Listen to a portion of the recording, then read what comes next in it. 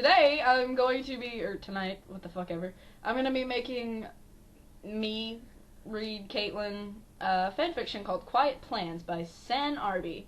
It's a Mavin fanfiction. Oh, God. Okay, let's do this, and you have to react to it, and I can do Gavin's voice, but it's not fuck this. Okay, let's go. The snoring was very noticeable. The office was quiet, but Gavin snored. He snored. What the actual fuck? But yeah, with such a big nose, everyone would. Michael grinned and glared to the Brit on the couch. The other achievement hunters were still there, but editing their own videos. Michael sighed and turned back to his screen. This was getting out of hand. He shouldn't be attracted to Gavin, but he was. "Hey guys, I'm out. See you tomorrow," Jeff said as he stood up, shut all his gear off and walked out of the office. "Bye," Ray and Jack said, not looking up from their screens. Michael felt his nostrils flare as the only one left were now Ray and Jack. If they'd leave, only Michael and Gavin were left.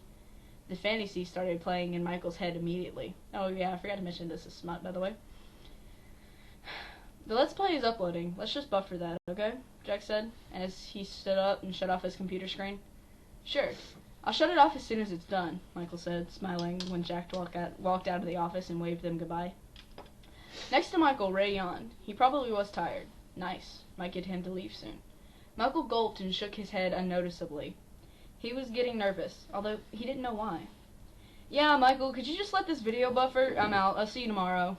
Ray yawned again as he stood up and walked out of the office. Oh God, he was alone with Gavin. Oh God, what should he do? Michael started to panic, but soon enough he calmed down again. He finished with editing the Grand Theft Auto Let's Play, where after he pulled off his headset and laid those on the desk.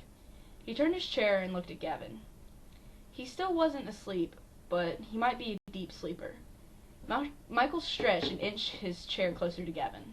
He looked wonderful. He really did. Michael started breathing faster as he bended over Gavin's face and looked at the slightly parted lips.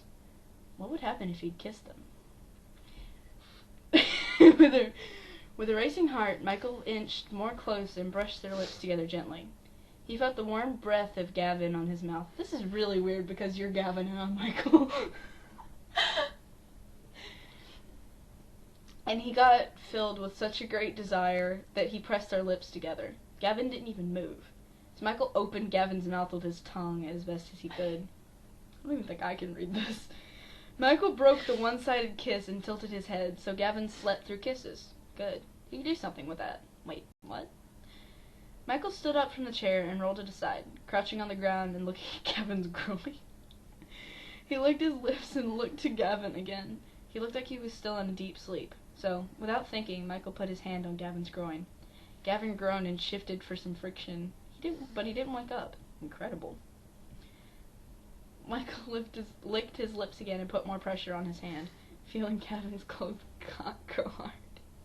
Michael's breath became irregular, so Michael pulled his hand away and took it under control again.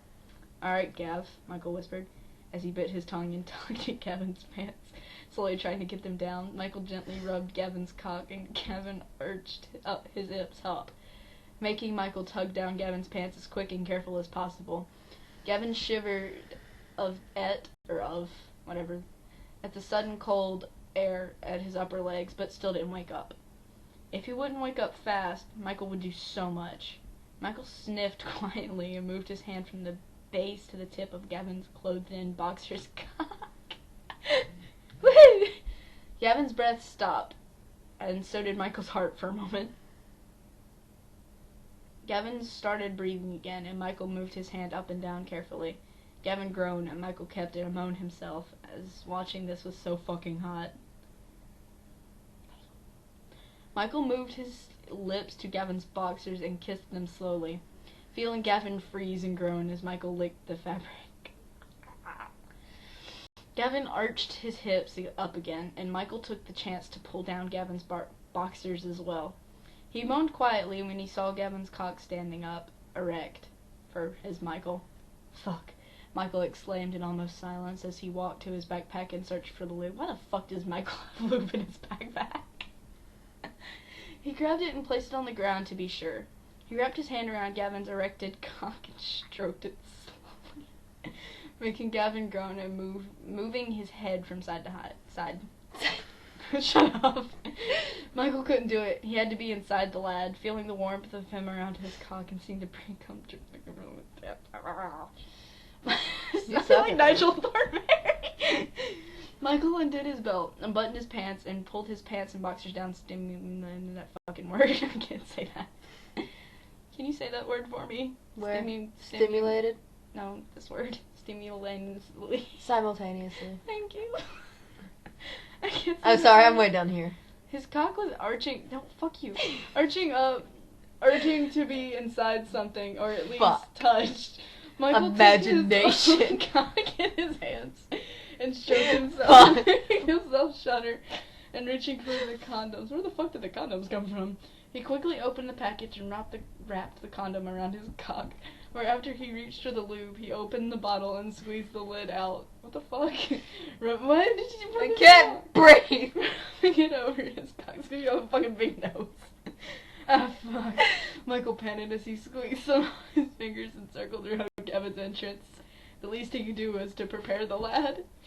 Gavin moaned and moved down a bit, desperately trying to get Michael's finger inside him. Michael slowly pushed in, both men groaning of pleasure. What the fuck? This is gonna be so good, Michael whispered irregular, as he pushed in a second finger and scissored around. He pulled up Gavin's legs with ease and laid them over his shoulders, as he placed himself at the entrance of Gavin and pulled his finger out. Michael pushed in slowly, groaning quietly as Gavin moaned loud and frowned. Was he hurt? Did Michael hurt his boy? Michael waited on half. What the fuck does that mean? Waited for Gavin's frown to disappear. As soon as it was indeed gone, Michael pushed in further and shuddered. He stood there, waiting for Gavin to adapt. Gavin's frown disappeared again, and Michael started a slow pace as he moved back and forth. Michael moaned inside his mouth and bit his lip, wrapping a hand around Gavin's cock again and slowly stroking. Gavin groaned and his lips parted more, those beautiful lips. Michael bended over and pressed their lips together again, hearing and feeling Gavin moan in his mouth. Michael stroked faster and builded up his pace, feeling he was close so fast.